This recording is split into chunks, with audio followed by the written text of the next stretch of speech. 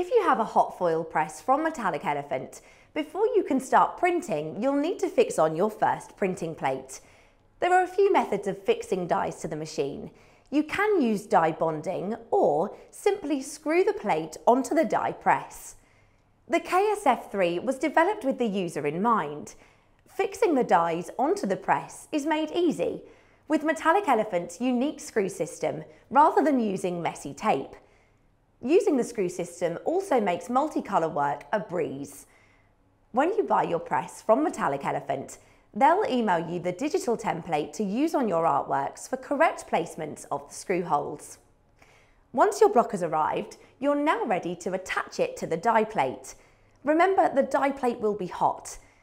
Line up the screw holes on the die plate and then use a screwdriver to secure in place. You'll notice on here the screws are flush. Make sure not to over tighten the screws. This will quickly round off the thread in your die plate, meaning you'll have to order a new one. A light turn until it stops is all you need, rather than over tightening. The die will, wherever possible, be in the centre of your die plate as you get the best possible pressure there.